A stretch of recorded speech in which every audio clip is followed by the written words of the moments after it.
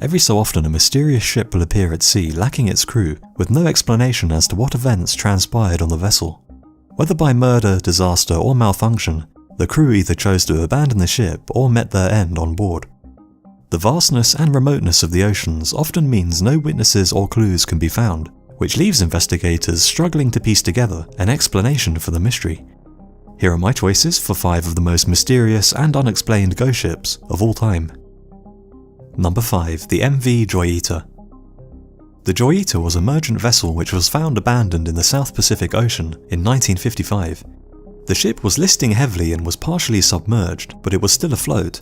She was lined with cork and was carrying a large cargo of empty fuel drums, both of which would have made the ship buoyant enough to make it virtually unsinkable, a fact which the Joy Eater's captain would have been well aware of. On board, no trace of the passengers or crew were found. However, the dinghy and 3 life rafts with which she was fitted were all missing, along with the ship's logbook and navigational equipment. The ship had taken some damage, and many of the windows were smashed, and the listing of the boat seemed to have been caused by a rusted pipe, allowing water into the engine room.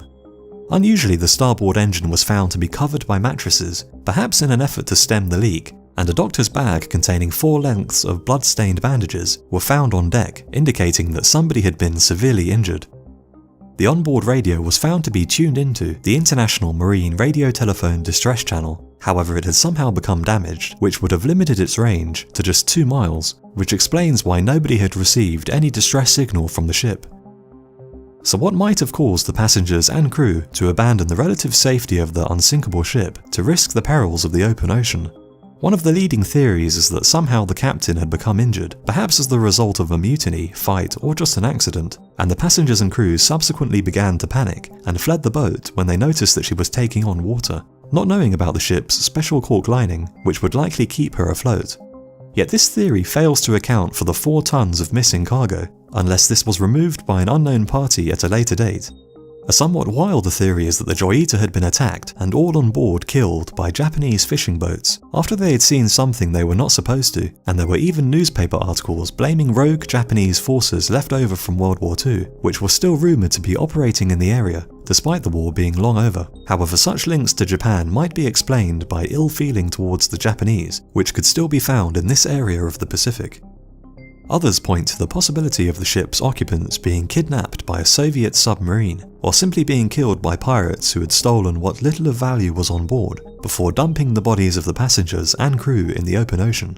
Yet the ship's relatively worthless cargo of empty oil drums and timber would have been unlikely to make it a target for pirates. Rogue waves and even paranormal and alien involvement have all been linked with the mystery, but it seems that a concrete explanation as to what exactly took place on the MV Joy Eater remains curiously out of reach. Number 4. The Mary Celeste. On December 5, 1872, a merchant ship was discovered adrift in the Atlantic Ocean, a few hundred miles off the coast of the Azores Islands.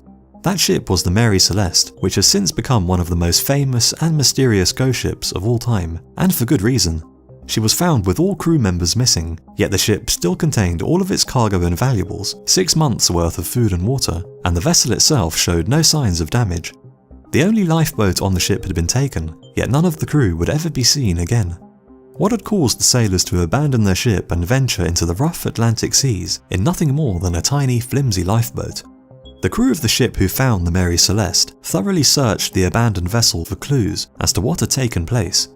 The captain and crew's personal belongings had been left untouched, and while the interior of the ship was wet from water which had entered via the doorways and skylights, nothing appeared to indicate why the crew might have abandoned the ship. No signs of violence could be found, and it had seemed as though the evacuation had been carried out in an orderly fashion. The last entry in the ship's log was dated at 10 days earlier and recorded the Mary Celeste's position as 400 miles away from where it was found abandoned. What added to the mystery was that the ship was abandoned just 6 miles from the Azores Islands and was within sight of land. Why would an experienced captain decide to abandon a seaworthy ship that was packed with supplies and so close to land? Clearly the circumstances must have been extreme, but just what they might have been is still subject to a great deal of speculation. Many theories point to the cargo of 1,700 barrels of crude alcohol as being responsible for the evacuation. Perhaps the crew members drank the alcohol and mutinied in a drunken rage, or maybe some of the barrels of alcohol leaked fumes, which the captain feared might cause a deadly explosion. Such an evacuation might have also been carried out as a result of a pump malfunction, which gave the captain the false belief that the vessel was taking on too much water and was therefore in danger of sinking. Tragically, the evacuation of the ship may have been just a temporary measure that went wrong. The crew could have been transferred to the lifeboat, which was then trailed from the main ship by a sturdy rope, where they waited until the danger of an explosion or sinking had passed. A broken 8cm circumference rope was found hanging over the side of the ship, and it's been theorized that perhaps strong winds snapped the rope, setting the attached lifeboat adrift, which then sunk in rough seas, drowning all on board. Other theories point to the possibility that the ship's owner was involved in an insurance scam, or that the captain of the vessel which discovered the Mary Celeste may have killed her crew so as to claim the salvage fee for returning her to port. However, no firm evidence supports these claims. Whatever fate really befell the crew of the Mary Celeste is likely to remain unknown, and the ship continues to remain shrouded in mystery. Number 3. The Cas-2. The owner of the Cas-2 set off on a dream journey around the coastal waters of Australia with his 2 neighbours in 2007. However, at some point on the trip, the 3 men vanished under mysterious circumstances in a disappearance that has been compared to that of the Mary Celeste. The yacht was found drifting 88 miles off the northeastern coast of Australia on April 20th, 2007, when maritime authorities boarded the vessel to find a scene that they later described as strange. Everything on board appeared to be completely normal, apart from the fact that there was no sign of the 3 men. The yacht was in good condition, and everything inside appeared to be laid out as if the crew were still on board. Food was set ready to eat on the table, a laptop was open and turned on, and the yacht's engine was still running. All life jackets were still on board, and the radio, GPS and emergency systems were in full working order. The only damage to the boat was a torn sail, and there were no signs of any struggle, injury or forced entry. A firearm was stowed under the owner's bed, and nothing appeared to be missing, which seemed to rule out piracy of any kind. In fact, the only thing that was missing were the 3 crew, Derek Batten and brothers Peter and James Tunstead. A police investigation of the boat would later uncover a video camera, which showed a video recording of the men's last day, which highlighted the fact that none of the men were wearing life jackets, and according to the ship's GPS system, they were heading towards rough waters. Based on the limited evidence available, the coroner would later conclude that the men had likely fallen victim to an unfortunate series of events that led to all of them falling overboard. A fishing lure was found tangled in the ship's portside rudder, and it was theorized that one of the men may have attempted to free the lure, only to have fallen overboard while doing so.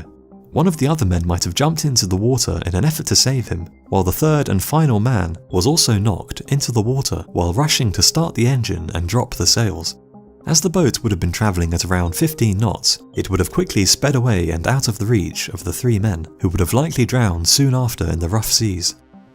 This theory has been rejected by many people though, including the wife of Derek Batten, who points to his 25 years of sailing experience and meticulous planning of the trip as evidence that he was keenly aware of the need for safety at all times, and would have known that throwing a life raft into the water was far safer than diving in and attempting to mount a rescue of anyone who fell overboard.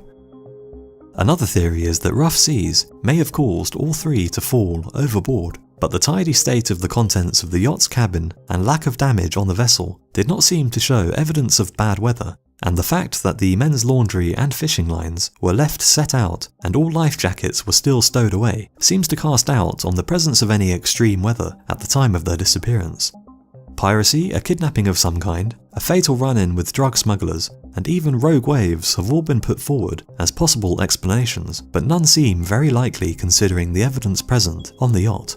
Whatever sequence of events led to the 3 men vanishing from the yacht will likely remain one of the ocean's many unsolved mysteries. Number 2. The North Korean ghost ships. Mysterious fleets of wooden boats have been appearing on the western coast of Japan, with 13 appearing in just a 2-month period in 2015, and the Japanese Coast Guard have counted a total of 65 in 2015 alone, with the total number found in the hundreds. The wooden ships are devoid of any crew, but some contain a grisly cargo. Partially and fully decomposed bodies are occasionally found on board, with the last batch of 13 boats holding the remains of 20 bodies on board, and in some cases only the skulls or partial limbs remain. In all cases where remains have been found, the person appeared to have been dressed in civilian clothing and held no identifying marks or items. The boats are usually under 40 feet long and are very old, basic and low tech, fitted with rusty old engines and lacking any radios or GPS navigation systems. They usually contain nothing of value on board, with most holding just a few fishing hooks, packs of cigarettes and cooking utensils. Who the people on the boats are and why so many are showing up in this one area of Japan remains a mystery. The leading theory is that they are North Korean fishermen who were blown off course and, lacking sophisticated navigational equipment, lost their way and went on to die from dehydration and exposure. One of the boats contained the remnants of a North Korean flag, and another was inscribed with markings in Korean which pointed towards it belonging to the North Korean army. This has led many to deduce that North Korean soldiers may have been put to work in the fishing industry in an effort to boost production, and recent footage of Kim Jong-un visiting fishing facilities and urging workers to increase food production has led to an assumption that perhaps the unfortunate souls who met their end on these old boats may have been poorly trained young men who, lacking the skills of a career fisherman, ventured out too far, were blown off course, or simply lost their way on the open sea. Another theory is that the boats could be linked with recent political purges, with the former crews being a mixture of civilians and soldiers who were making a desperate attempt to escape the country. However, as South Korea is much closer, if this were the case, why would they attempt to flee all the way to Japan? Were these people really fishermen or defectors, or is there some other more sinister explanation? The possibility that the small, low-key boats might have contained North Korean agents attempting to infiltrate Japan has been raised, or there may be some other motive behind their appearance and sheer scale that has yet remained undetermined. Either way, more and more of the ghost ships continue to arrive each year. Number 1. The Orang Medan. In 1947, 2 American ships sailing through the Strait of Malacca picked up an urgent distress call from a Dutch cargo ship called the SS Orang Medan. The jumbled message they received was confusing but chilling. It read, "We float. All officers including the captain, dead in chart room and on the bridge. Probably whole of crew dead." The final communication from the troubled cargo ship simply said, "I die." Upon receiving this message, the captain of the Silver Star, which was nearest to the Orang Medan, immediately changed course and sailed at full speed towards the source of the distress signal in an effort to find out what was going on and, if possible, save the crew. In a matter of hours, the Silver Star located the seemingly undamaged Orang Medan, drifting gently in the waters of the Malacca Strait, and the crew set about launching a rescue effort. What they found on board the seemingly seaworthy ship was grisly and disturbing. The corpses of the former crew were littered throughout the ship, many still at their stations, but all of them with expressions on their faces which seemed to be frozen in terror, their mouths open in a silent scream and their eyes bulging.